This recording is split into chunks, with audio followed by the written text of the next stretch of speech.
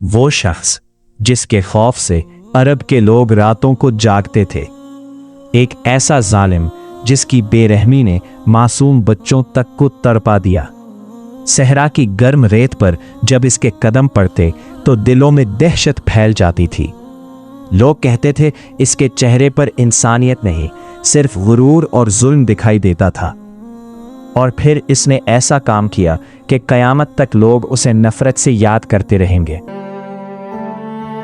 لوگ اپنے خیموں میں بیٹھے ایک ایسے نام کا ذکر آہستہ آواز میں کرتے تھے جسے سن کر دلوں میں خوف پیدا ہو جاتا تھا۔ وہ نام تھا شمر ابن ذیلجوشن، ایک ایسا شخص جسے تاریخ آج بھی ظلم، بے رحمی اور سنگ دلی کی علامت سمجھتی ہے۔ شمر عرب کے قبیلہ بنو حوازن میں پیدا ہوا تھا۔ اس کے باپ کا نام ذیلجوشن تھا، جو اپنے زمانے میں جنگجو اور سخت مزاج آدمی مانا جاتا تھا۔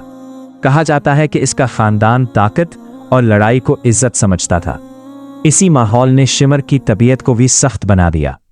تاریخ میں اس کی ماں کے بارے میں زیادہ معلومات موجود نہیں، مگر یہ ضرور کہا جاتا ہے کہ شمر بچپن ہی سے دوسرے بچوں سے مختلف تھا۔ وہ جلد غصے میں آ جاتا، دوسروں پر اپنی طاقت آزمانے کی کوشش کرتا اور سخت لہجے میں بات کرتا تھا۔ وقت گزرتا گیا اور اس کے اندر رحم کم جبکہ غرور زیادہ ہوتا گیا۔ جوانی میں شمر عرب کے جنگجوؤں میں شامل ہو گیا۔ وہ تلوار چلانے میں ماہر تھا اور جنگ کے میدان میں خطرناک سمجھا جاتا تھا۔ بہت سے لوگ اس کی بہادری کی تعریف کرتے تھے، لیکن ساتھ ہی اس کے غصے اور سختی سے خوف بھی کھاتے تھے۔ شروع میں شمر مسلمانوں کے ساتھ کئی جنگوں میں شامل رہا۔ کچھ روایتوں میں آتا ہے کہ وہ ایک وقت میں حضرت علی کے لشکر میں بھی شامل رہا تھا، لیکن وقت کے ساتھ اس کے دل میں دنیا کی محبت بڑھنے لگی۔ اقتدار، دولت اور طاقت نے اس کی سوچ بدل دی۔ پھر عرب کی سیاست بدلنے لگی۔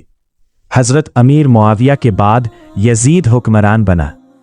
بہت سے لوگ یزید کی بیعت سے خوش نہیں تھے، کیونکہ وہ اسے انصاف پسند حکمران نہیں سمجھتے تھے۔ حضرت امام حسین نے بھی حق اور سچائی کے لیے یزید کی بیعت قبول نہ کی۔ یہی وہ لمحہ تھا جہاں تاریخ ایک بڑے امتحان کی طرف بڑھ رہی تھی۔ کوفہ کے لوگوں نے امام حسین کو خط لکھے اور مدد مانگی، مگر بعد میں وہی لوگ خوف اور لالچ کی وجہ سے پیچھے ہٹ گئے۔ جب امام حسین اپنے خاندان اور ساتھیوں کے ساتھ کربلا پہنچے تو یزید کی فوج نے انہیں گھیر لیا۔ اسی فوج میں شمر بھی شامل تھا۔ شمر اپنی سختی اور ظالمانہ سوچ کی وجہ سے جلد اہم لوگوں میں شمار ہونے لگا۔ کہا جاتا ہے کہ جب کچھ سپاہی امام حسین کے احترام کی وجہ سے ہچکچا رہے تھے، تب شمر نے انہیں سختی سے لڑنے پر مجبور کیا۔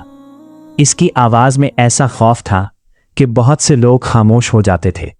وہ طاقت کے نشے میں اندھا ہو چکا تھا۔ کربلا کا میدان گرم ریت سے بھرا ہوا تھا، پانی بند کیا جا چکا تھا، بچے پیاس سے تڑپ رہے تھے، خیموں میں خوف اور صبر دونوں موجود تھے۔ دوسری طرف شمر کے چہرے پر سختی نمایاں تھی۔ تاریخ میں لکھا جاتا ہے کہ وہ کسی رحم کے بغیر حکم دیتا تھا۔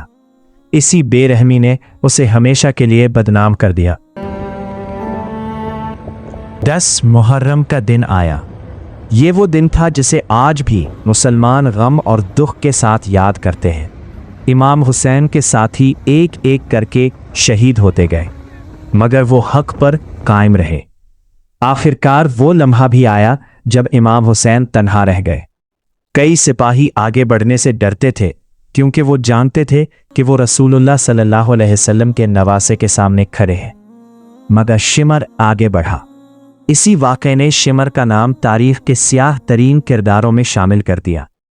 لوگ اسے صرف ایک سپاہی نہیں بلکہ ظلم کی علامت سمجھنے لگے۔ کربلا کے بعد پورے عرب میں غم پھیل گیا۔ لوگ شمر کا نام نفرت سے لینے لگے۔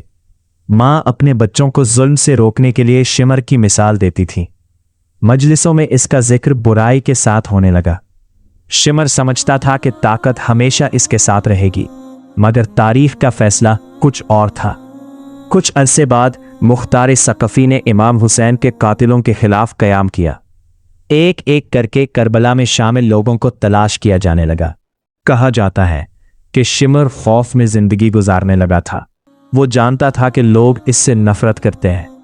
جہاں کبھی اس کا نام سن کر لوگ ڈرتے تھے، اب وہاں لوگ اس کے لیے بد دعائیں کرتے تھے۔ آخرکار شمر پکڑا گیا۔ تاریخ کے مطابق اسے سخت انجام کا سامنا کرنا پڑا۔ جس شخص نے اپنی زندگی طاقت اور خوف کے سہارے گزاری، وہی آخر میں ذلت کی مثال بن گیا۔